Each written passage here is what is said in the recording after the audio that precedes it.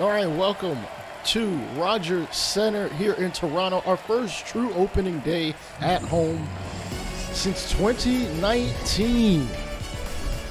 Let's get this new season started. As you can see, we had some subtractions. Ryu, Biggio, Bell, Stripling, and Baruki all are out of this team's locker room, and we have added to our roster Ketel Marte, Chris Rodriguez, Seth Eldridge. We get back Vlad Guerrero and outfielder Alejandro Castilla. Pretty much a no-name in baseball. As you can see, this is where we ranked last year. We were good in pitching, but the problem was our bats. We got to do better with our bats in order to capitalize on said pitching, and here is our starter for today. It is Kevin Gausman. All right. Last year, he had a 12-9 record with a 2.88 ERA, one of three Toronto Blue Jays pitchers who had an ERA under 3 for the entire season. And we are going to lead this game off facing Wander Franco. Gausman last season did lead the AL and hell, probably all the baseball in innings pitched with 215 and a third innings, as this ball is going to be hit to right center field, and that is Teoscar Hernandez playing right this season. The Rays bring back a lot of the same faces you might have saw last year. The one exception, Jonathan Aranda, who I honestly know nothing about. Tampa was 7th in batting average last year in the American League. We were below them, believe me. We were pretty terrible at times. He faces Yandy Diaz, and it's a ground ball right to Gausman, and I don't know why he was doing a little tilt-a-whirl, but nonetheless, he gets the out. As here comes Brandon Lau. I know, there's Lau and there's Low. Honestly, I've probably interchanged both, and Gausman looks like he's going to get out of this inning as Nick Madrigal, our second baseman who we traded for last season, will make the catch in shallow right center field. All right, we got through one, and here is going to be the Tampa Bay starter, Tyler Glasnow, who the record doesn't look all that impressive. The ERA is good. The whip doesn't seem all that impressive, but believe me, he's got some disgusting stuff. I had issues hitting against him last year. I don't expect too much different this year. And leading off is going to be George Springer. I know Ketel Marte probably could do the same thing, but I just decided to go with Springer. Listen, it's what he does in real life, and he's going to clunk this one to right field. It doesn't go over the wall, but I'm surprised they gave him a ground rule double on that. Nonetheless, here is Vlad Guerrero in his first at bat, and first pitch he sees is 99 miles an hour. Remember, he missed basically a little over half of the season last year due to an Achilles tendon injury, and he is just getting back into form. Maybe a little gingery running the bases, but ooh, the bat is still there as that curveball hit the left field. Runners will advance to third, and despite that ball rolling a little bit away from Mejia, we got runners at the corners. It is good to see a hard-hit ball from Vladdy. Believe me, we really, really are going to need what he brings to the table if we want to make the postseason and live up to the World Series expectations from last year that are even more pressurized this year. Believe me, we are under a pressure cooker. We are considered the best team in all of baseball. Nick Madrigal is not helping in any way by that strikeout. But again, Glasnow has disgusting stuff. Curveball, fastball, even the slider, which looks pretty similar to that curveball, to be honest. Anyway, we are ranked first in contact, first in power. We are about 7th in pitching, though I'm not sure how they come to that conclusion. We were the best starting pitching team in all of last year, and wow, bruh, that brim must be covering your eyes because that was clearly not a strike. You have got to be kidding me. He did not break the plane, so how do you call that a strikeout? This is why I don't think first base or even third base should ever make that call. It should only be on the home plate umpire. They make the call, and that's that. But, hell, we might have robo-umps at some point. Anywho, formerly of the Desert Venom Arizona Diamondbacks series, Ketel Marte strikes out. Fortunately, we'll see him again at some point. As we jump to the second inning, Randy Arozarena is going to punch out on a high fastball. Gaussman bringing the heat. Next is Austin Meadows. He's going to strike out on a slider. You got to remember, Gaussman does have good stuff. Yankees are leading the Orioles 2-0. And, oh, Mejia hits the circle change deep to left. Marte can't get to it, and it is a home run. Tampa leads 1-0.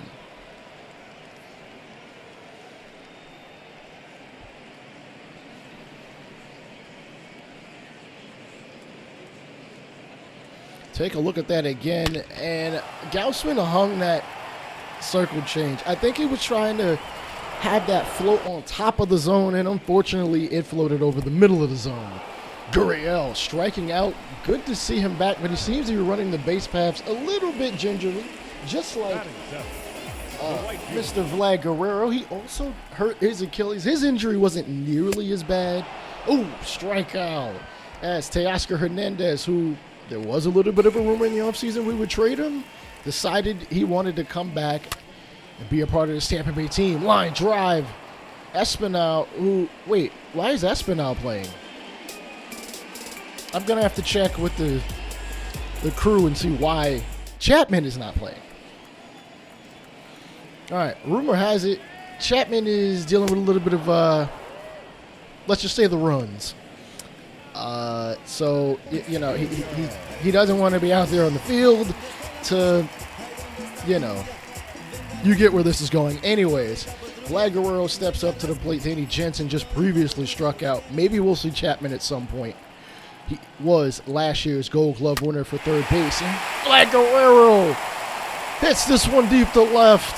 Oh, we needed that. Believe me. I can't wait to see about 30 to 40 more of those. Guerrero hitting the curveball, floated up there.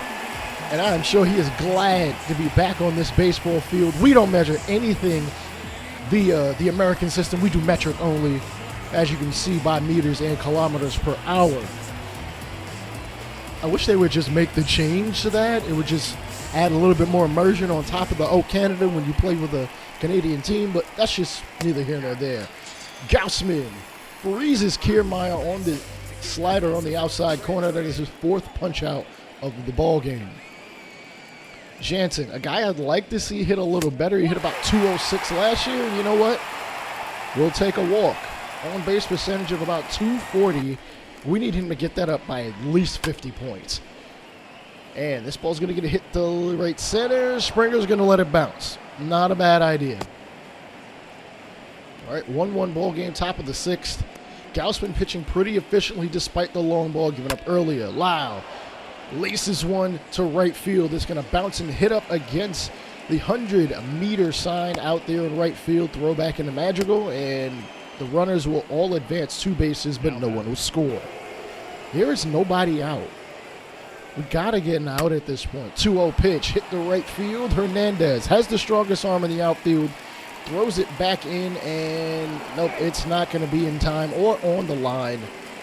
Tampa leads 2-1. Austin Meadows, 0-2. Laces a splitter to center, and they're going to get their third run on the board. There's still only one away. Mejia, a perfect 2-for-2 runner going. Strike out, the throw to second, and it's not going to be in time. Danny Jansen does have a very good arm, though. Manuel Margot hits a splitter to second. Madrigal over to first, and we will get through the 6th inning, but we are down by 2. 2, 3, 4 up next in the 7th.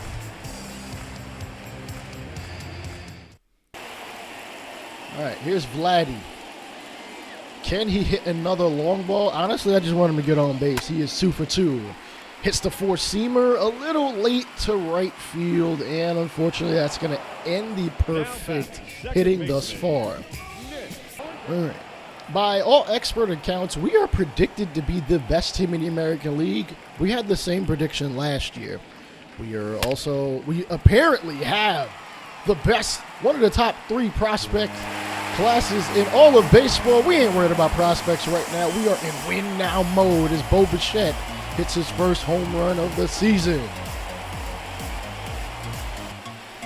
Think of the potential of having Bichette hit 30 or more, have Marte hit 30 or more. He hit 30 last year with Arizona. Vladdy hit 30 or more. Hell, Vladdy might hit 40 or more. That's 100 home runs right there alone. Tackle on Teoscar, Gurriel, and we should have a pretty potent offense as Marte gets himself in the Toronto books with a hit to right field. Problem is there's 2 outs. All right, Teoscar Hernandez on deck. Lourdes Gurriel at the plate.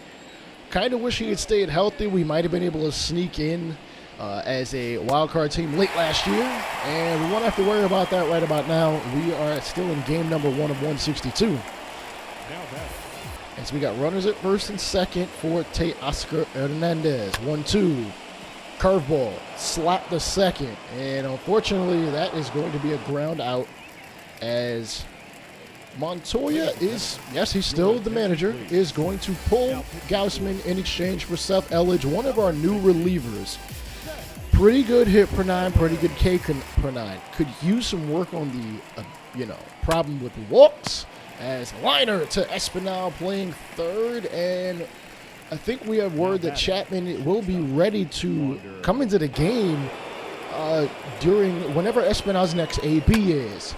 Nonetheless, we will worry about getting ourselves out of the inning as Elledge gets a fly ball to center, and Springer's going to make the catch. All right, Espinal will be replaced by Chapman, Jensen, and here he is. 21 home runs, 56 RBIs, and a Gold Glove. Is in the last year of his contract, so we're not sure if we'll bring him back. And he's going to place this one down the liner right. It's going to roll, and he is going to extend it to a double as he comes off the bench and off the toilet for a double. Dropping a deuce, as you might say. Jansen can at least advance him. Ooh, slider from Matt Whistler. Oh, disgusting, disgusting pitch. Wish he had at least gotten a little bit of it. 1-2 for Springer. He's going to strike out on a fastball inside. 91 miles an hour on the radar gun. According to Baseball Reference, win expectancy of 70% for the Rays, and Vlad Guerrero is going to take ball number 1. Let's slow things down a little bit, okay? Take our time. Wait for our pitch. Vlad Guerrero, this is actually his best opening day game ever. Granted, he's only been playing a couple seasons. Oh, slider that he really should have put in the seats. Right down the middle for strike number 1. Whistler gave us a bit of an issue last year. I don't think we hit him very well. Slider in the dirt. 2 balls and a strike. Whistler kind of rethinking his strategy. Not wanting to throw Vlad a fastball. Believe me, you really don't. And slider, oh, can it roll foul, roll foul, roll foul? It's not going to. The throw from foul territory is unfortunately going to be the 3rd out of the 7th. Seth Elledge looking to get ourselves out of the 8th, runner at first, and it's not going to matter. Chapman comes in and makes the catch in foul territory. Good to see him back on the dirt. They've got more hits and more runs where it matters. We move to the bottom of the 8th.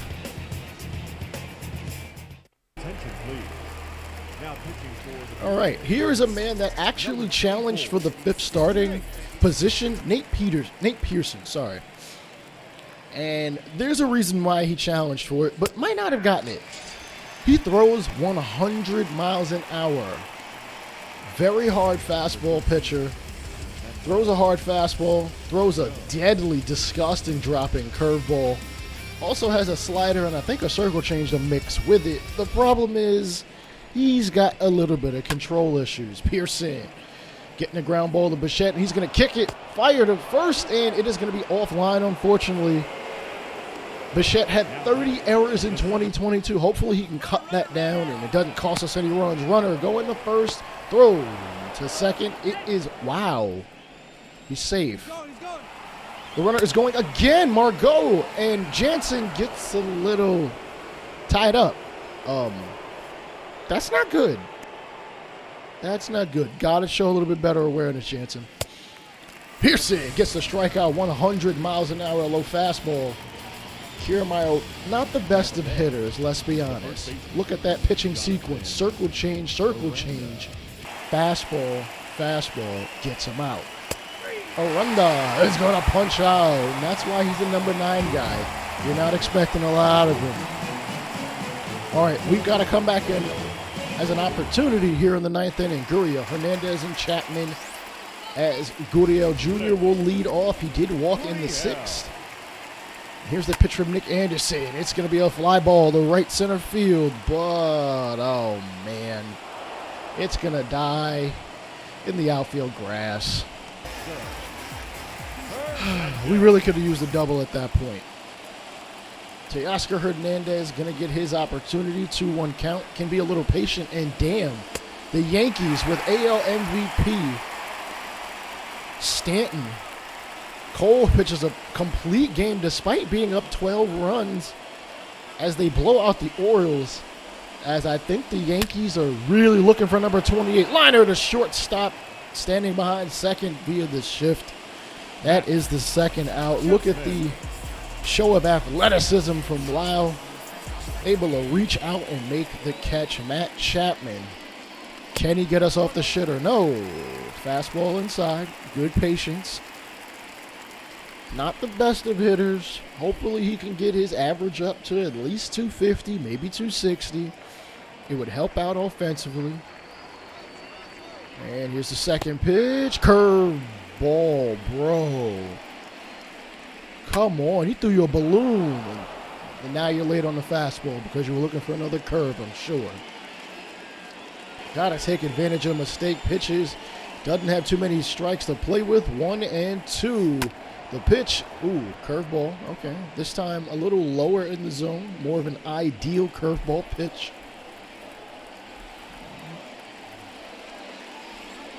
1-2. Strike out on the 2-seamer, and unfortunately this opening day matchup is going to go to the Rays. Nick Anderson, player of the game. Glasnow gets the dub. And if you like anything I put on this channel, subscribe or click on any of the videos you see before you.